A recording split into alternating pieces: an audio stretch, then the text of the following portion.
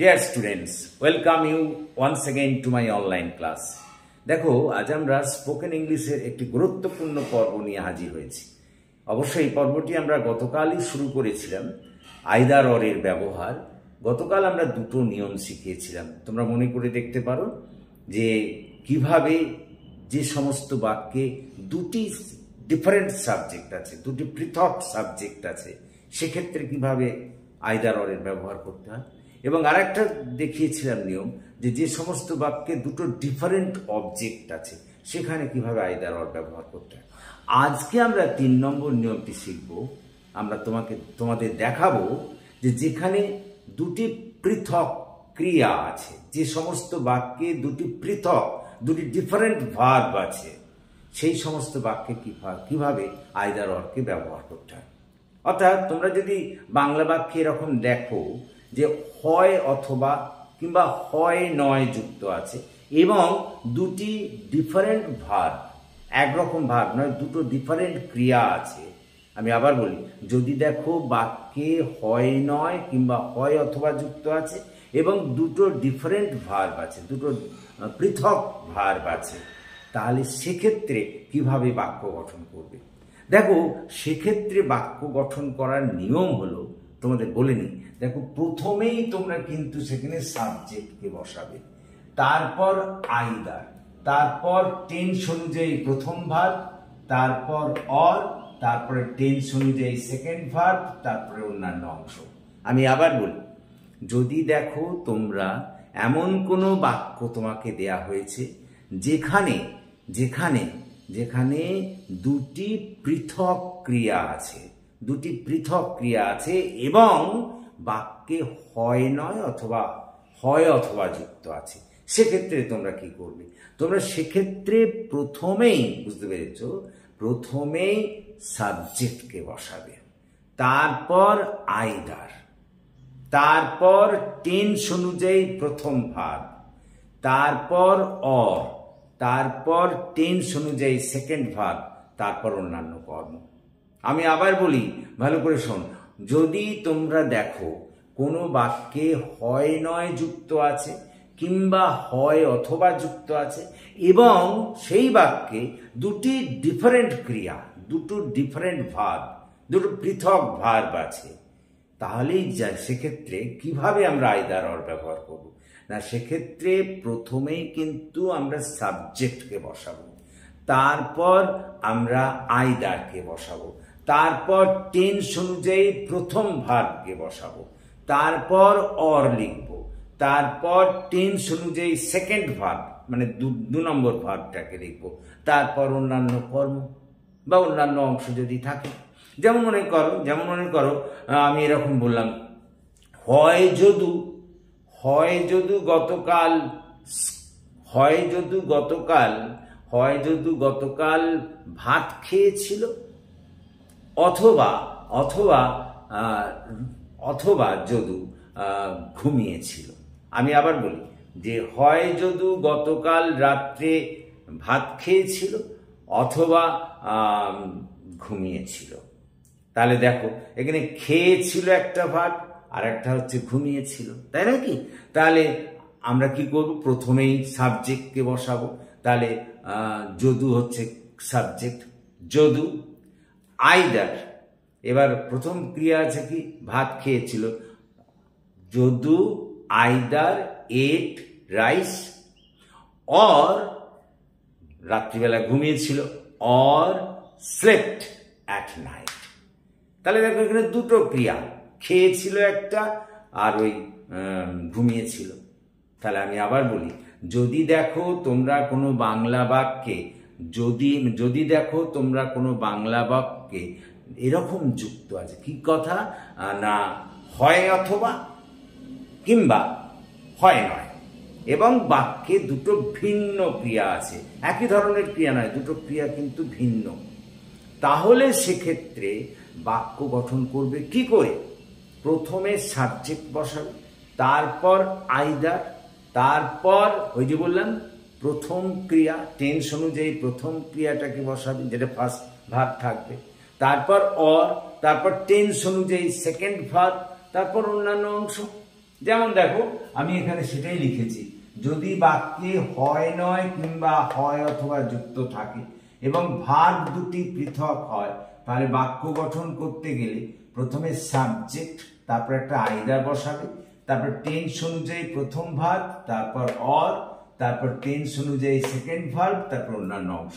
দেখো আমি একটা নিচে উদাহরণ লিখেছি, হয় রিনা ফাংশনে নেচেছিল অথবা গান গেয়েছিল।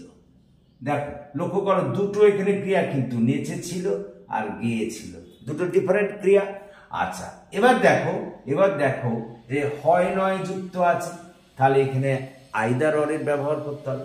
তাহলে করতে গেলে প্রথমেই সাবজেক্টকে নিয়ে আসতে হবে। তাহলে কে কে গেয়েছিল বা নেচেছিল, তাহলে রিনা, তাহলে প্রথমে রিনা লিখলাম, লক্ষ্য করো। তারপর যে আইদার, তাহলে রিনা আইদার, তাই নাকি? তারপর যে প্রথম ভার্ব কি আছে, নেচেছিল, তাই তো? রিনা আইদার ড্যান্সড, টেন্স অনুযায়ী পাস্ট ইনডিফিনিট টেন্স আছে, ওই জন্য দেখো আমাদের V2 ফর্মকে লিখতে হচ্ছে, নেচেছিল, তাই নাকি? ড্যান্সড। তারপরে কি হবে, আইদার প্রথম ভার্ব হলো, দেখো, তারপরে অর, তারপরে বলছে সেকেন্ড ভার্ব কি আছে, গেয়েছিল, অর স্যাং, সিং এর পাস্ট রূপ স্যাং, কেন না নেচেছিল, গেয়েছিল হচ্ছে পাস্ট ইনডিফিনিট টেন্স আছে, V2 রূপ লিখলাম। তারপরে অন্যান্য অংশ হচ্ছে কোথায়, ইন দা ফাংশন। তাহলে কি বললাম, দেখো, তাহলে বললাম যে যদি তোমরা দেখো বাক্যে হয় নয় কিংবা হয় অথবা আছে আর দুটো ডিফারেন্ট ক্রিয়া আছে, তাহলে সেক্ষেত্রে বাক্য গঠন করতে গেলে তোমাকে প্রথমেই সাবজেক্ট বসাতে হবে, তারপর আইদার, তারপর টেন্স অনুযায়ী প্রথম ভার্ব, তারপর অর, তারপর টেন্স অনুযায়ী সেকেন্ড ভার্ব, তারপর অন্যান্য অংশ। ক্লিয়ার? এইবার আমরা চলে যাচ্ছি দ্বিতীয় অংশটা। আচ্ছা ওখানে দু একটা উদাহরণ আরো আমরা নিয়ে নিই। যেমন মনে করো আমি যদি বলি হয় মিনা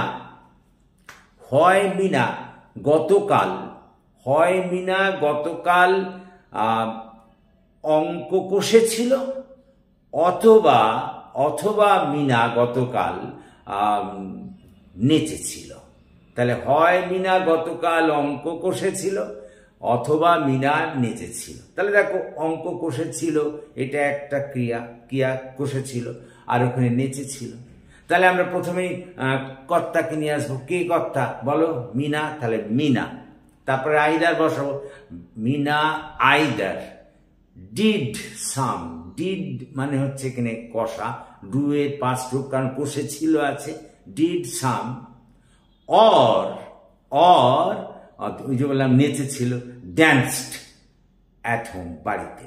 বা আমি যদি বলি এরকম মনে করো যে হয় যদু গতকাল বিকেলে খেলেছিল অথবা ঘুমিয়েছিল, হয় যদু গতকাল বিকেলে খেলেছিল অথবা ঘুমিয়েছিল। দেখো এখানে খেলেছিল একটা ক্রিয়া, ঘুমিয়েছিল আর একটা ক্রিয়া। তাহলে আমি প্রথমেই কর্তাকে নিয়ে আসি যদু, তারপর আইদার, তারপর প্লেড, ওই যে খেলেছিল আছে, প্রথম ভার্ব হলো, তারপরে অর, তারপরে দ্বিতীয় ভার্ব স্লেপ্ট, স্লিপের পাস্ট রূপ, কারণ ওই পাস্ট ইনডিফিনিট টেন্স আছে বলে, ইন দ্য আফটারনুন। তাহলে Jadu either played or slept in the afternoon. তারপরেরটা আসছি, দেখো তারপরেরটা হচ্ছে আমরা ইনফিনিটিভ মানে কি তোমরা জানো তো, ক্রিয়ার সঙ্গে টু যোগ করলেই সেটা ইনফিনিটিভ হয়ে যায়, তাই তো? মনে করো গো ক্রিয়া, তার সঙ্গে টু গো হলো ইনফিনিটিভ। তার মানে টু দিয়ে মূল ক্রিয়ার প্রেজেন্ট রূপ যুক্ত হলেই তাকে ইনফিনিটিভ বলে। এবার যদি দেখো কোনো বাক্য এরকম তোমায় দিয়েছে যেখানে দুটো ডিফারেন্ট ইনফিনিটিভ আছে এবং হয় নয় যুক্ত আছে, যদি কোনো বাক্যে হয় নয় কিংবা হয় অথবা যুক্ত থাকে এবং দুটো ডিফারেন্ট ইনফিনিটিভ মানে বুঝতে পারছো, ওই যে করতে টু ডু, খেতে টু ইট, যেতে টু গো, এগুলোকে বলে ইনফিনিটিভ। যদি কোনো বাক্যে হয় নয় কিংবা হয় অথবা যুক্ত থাকে এবং এইরকম ওই করতে, খেতে, যেতে যুক্ত থাকে, দুটো ডিফারেন্ট ইনফিনিটিভ হতে হবে, একই ইনফিনিটিভ নয় কিন্তু দুটো ডিফারেন্ট ইনফিনিটিভ থাকবে, তাহলে সেক্ষেত্রে বাক্য গঠন করব কি করে? সেক্ষেত্রে দেখো বাক্য গঠন হবে প্রথমে সাবজেক্ট, তারপরে ভার্ব টেন্স অনুযায়ী, তারপর অবজেক্ট, তারপর আইদার, তারপর ফার্স্ট ইনফিনিটিভ, তারপর অর, তারপর সেকেন্ড ইনফিনিটিভ। দেখো প্রথমে সাবজেক্ট, তারপর ভার্ব টেন্স অনুযায়ী ভার্ব কিন্তু, তারপর অবজেক্ট, তারপর আইদার, তারপর ফার্স্ট ইনফিনিটিভ, তারপর অর, তারপর সেকেন্ড ইনফিনিটিভ। তাহলে প্রথমে কিন্তু সাবজেক্টকে বসাতে হবে, তারপর ভার্ব টেন্স অনুযায়ী, কথাটা বোঝার চেষ্টা করো, তারপর কিন্তু ওই যে বললাম অবজেক্ট, তারপর আইদার, তারপর first infinitive or second infinitive. যেমন মনে করো হয় মা আমাকে কলেজ যেতে বলেছিল, হয় মা আমাকে কলেজ যেতে বলেছিল, অথবা খেলতে বলেছিল। দেখো যেতে আবার খেলতে, তাই তো? তাহলে কি হবে? তাহলে হয় নয় আছে, তাই নাকি, বা হয় অথবা আছে, তাহলে প্রথমেই তো কর্তা নিয়ে আসতে হবে। তাহলে মাদার, আইদার, দেখো মাদার প্রথমে বসালাম, তারপরে এবার কি বলতো ভার্ব, তো এই যে মা আমাকে খেতে বলেছিল, তাহলে মাদার আস্কড মি, এ দেখো মি, তারপরে এবারে ওই প্রথমে ইনফিনিটিভ বসাচ্ছি to eat, either to eat or to play. আমি আবার বলি, তাহলে দেখো প্রথম এটা বুঝতে হবে, কিন্তু প্রথমে সাবজেক্ট বসাবো, তারপর ভার্ব টেন্স অনুযায়ী, তারপর আমরা কিন্তু ওই অবজেক্ট ভার্বের সঙ্গে যে জড়িত আছে তাকে, তারপর আমরা বসাবো আইদার, তারপর ফার্স্ট ইনফিনিটিভ, তারপর অর সেকেন্ড ইনফিনিটিভ। আবার বলি, যদি দেখো কোনো বাক্যে হয় নয় কিংবা হয় অথবা যুক্ত আছে এবং ইনফিনিটিভ দুটো ভিন্ন আছে, দুটো ভিন্ন ইনফিনিটিভ মানে আমি বলতে চাইছি যে মনে করো টু গো যেতে, আবার মনে টু ইট খেতে, এরকম দুটো ভিন্ন ইনফিনিটিভ, একই ধরনের নয়, হ্যাঁ, তা থাকবে। তাহলে সেক্ষেত্রে কিন্তু তোমরা কি করবে না, প্রথমে সাবজেক্ট, তারপর ভার্ব, তারপরে অবজেক্ট, তারপর আইদার, তারপর ফার্স্ট ইনফিনিটিভ, তারপর অর, তারপরে সেকেন্ড ইনফিনিটিভ। প্রথমে সাবজেক্ট, তারপরে ভার্ব, তার সঙ্গে অবজেক্ট, তারপরেই কিন্তু বসাবো আইদার, মনে রেখো, তারপর first infinitive or second infinitive. যেমন মনে করো হয় সে আমাকে এখানে আসতে বলেছিল অথবা সেখানে যেতে বলেছিল, হয় সে আমাকে এখানে আসতে বলেছিল অথবা আমাকে সেখানে যেতে বলেছিল। তাহলে দেখো কে কর্তা এখানে? সে, তাহলে হি। এবারে ক্রিয়া ভার্ব আসতে বলেছিল, তাহলে হি আস্কড মি, এদের অবজেক্ট হলো মি এখানে, হি আস্কড মি, সে আমাকে বলেছিল এখানে আসতে, টু কাম হেয়ার, তারপর প্রথম এটা ইনফিনিটিভ হয়ে গেল, তারপর অর, তারপর দ্বিতীয় সেখানে যেতে, টু গো দেয়ার। তাহলে গোটাটা কি হলো? He asked me either to come here or to go there. দেখো আমি এখানে একটা উদাহরণ লিখেছি তোমাদের এখানে, যদু হয় আমাকে এখানে আসতে বলেছিল অথবা কলেজ যেতে বলেছিল। দেখো এখানে আসতে আবার যেতে, এ দেখো দুটো ইনফিনিটিভ আছে, তাহলে আমি প্রথমেই কর্তা বসাবো, কর্তা কে? যদু, তাই তো, যদু। তারপরে বলেছিল এখানে আস্কড হবে, কেন আস্কড হচ্ছে? যেহেতু পাস্ট ইনডিফিনিট টেন্স, মূল ক্রিয়ার সেকেন্ড রূপ বা ভিতর রূপ। এইবার বলেছি আমি যে কর্ম, কাকে বলেছিল? আমাকে, আস্কড মি। তারপরে বলেছি আইদার, EITHER, আইদার। এবার প্রথম ইনফিনিটিভ কি? টু কাম হেয়ার, প্রথম ইনফিনিটিভ। অর, এবারে অর বসালাম, এবারে কোথায়? কলেজ যেতে, or to go to college. Clear? Or to, তাহলে Jadu asked me either to come here or to go to college. Clear? বা এরকম যদি বলি, মনে করো হয় মিনা আমাকে তাদের বাড়ি যেতে বলেছিল, অথবা অথবা বাড়িতে ঘুমোতে বলেছিল। তাহলে কি হবে?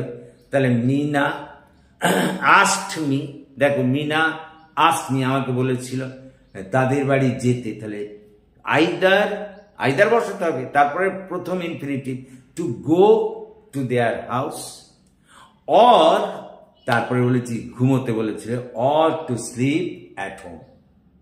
কথা বোঝার চেষ্টা করো। মোট কথা প্রথমে আমরা কর্তা বসাবো, তারপর ভার্ব অবশ্যই টেন্স অনুযায়ী, তারপর অবজেক্ট, তারপরে আইদার, তারপরে ফার্স্ট ইনফিনিটিভ, তারপর অর, তারপরে সেকেন্ড ইনফিনিটিভ। তো আশা করি তোমরা বুঝতে পেরেছ। আজকে তাহলে আমরা আইদার অরের যে দুটো ব্যবহার বাকি ছিল, আজকে আমরা সেই দুটো ব্যবহার করলাম।